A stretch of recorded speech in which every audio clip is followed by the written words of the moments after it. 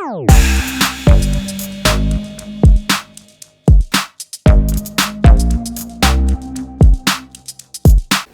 it's Mike with Peace and Favor. Recently I had a conversation with my daughter. We were talking about the COVID vaccine, and I got my vaccine like at the end of January. Pretty much right after it was available that we could get it, I was able to receive it. And she was adamantly against getting it and resisted any conversations or my attempts to convince her to get it, the vaccine. For all kinds of different reasons. But over the months, as we went back and forth as far as discussing it, it became obvious that she had just dug in her heels about not getting it. And I eventually just stopped, discussing it with her. When the deviant variant came out months later, I figured, let me give it one more chance, because the deviant variant was hitting those unvaccinated really hard. And so we ended up talking again. And this conversation was very enlightening for me, in that her reasons for not wanting to get the vaccine, when I listened to them, actually made a lot of sense. And one of the big reasons she didn't want to get the vaccine was because of things that I had said, things that I had pointed out to her and shown her as she was growing up. She had learned about the mistreatment of blacks by the government, and the way that the government will use people to achieve their means. In other words, the government wasn't working on people's behalf, it was working on their own behalf. And how there was all these ways that were systemically designed to discriminate against people of color, black people in particular. And so when you see that, you see how they talk a good game, but they very seldom will follow up with doing anything that's going to better our lives. Her question to me was, she says, I just don't understand how you could trust them. Like, why do you trust them? I just don't get it. Why would you actually put something in your body based on what they say? Because she's aware that the healthcare system have a different lens when they look at black people when they're coming to get services. That for many of them, they were trained to look at us differently. And a lot of those things continue to happen where, black people don't feel the pain like, other people do. Our ladies are more extra as far as they exaggerate, what they're feeling. They're able to handle a lot more situations because their bodies are tougher, and just all kinds of stupidity. And so she says, in view of that, how can you believe anything they say? And I stopped, because this was the thing.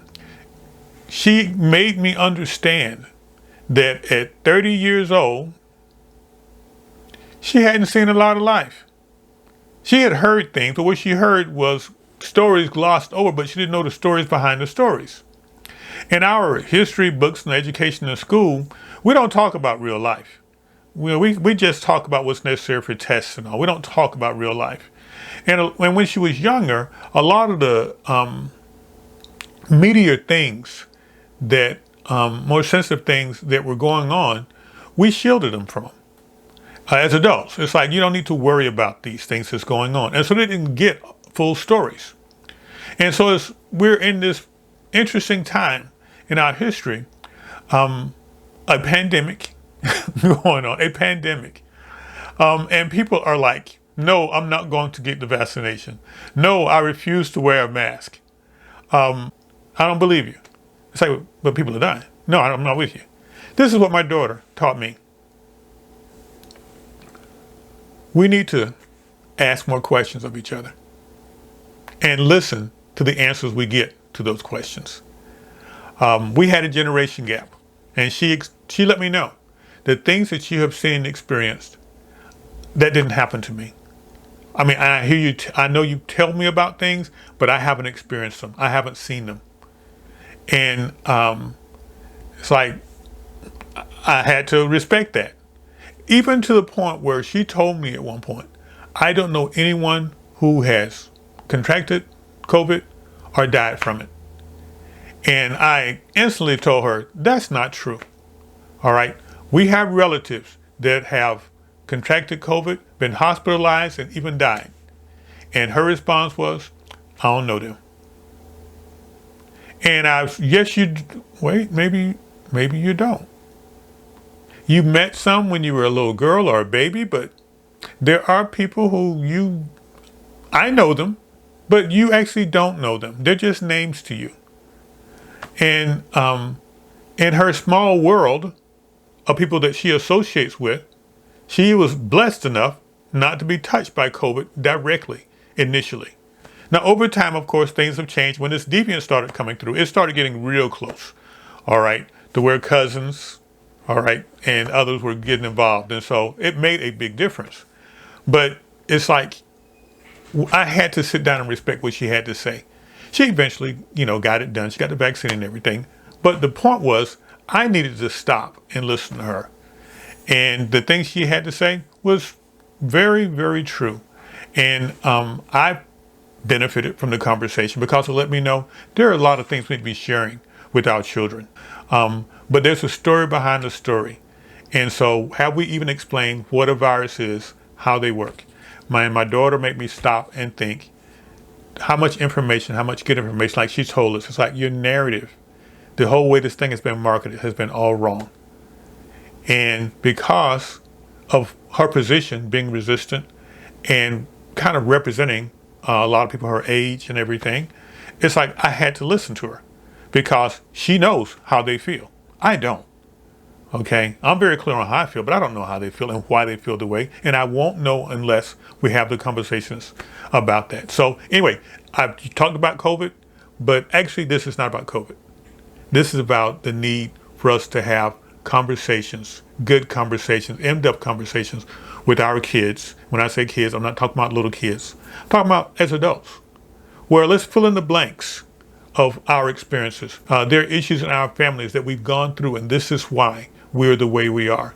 These are some health issues that our family members have had, and this is how it exhibits itself over time. And it's like we have some of our young people going, what's wrong with me? And it's almost amusing, except it's sad because they're scared. And it's like we explain to them, no, that's one of the things from, like, be it high blood pressure, things like that, some anxiety, where it's like, well, no, that's actually part of being in the family. That's one of our traits. Okay, that's down to the DNA. And they're like, oh, I thought it was just me. It's like, no, we just don't talk about it. All right, it's like us older ones, we talk about it among each other, but we don't talk about it around the kids. And the thing is, our kids are now 30 and 40 years old. Don't you think we've held information from them long enough? Don't you think they're old enough to hear the truth?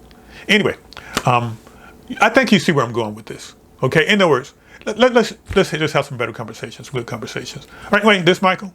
Peace and favor. God bless.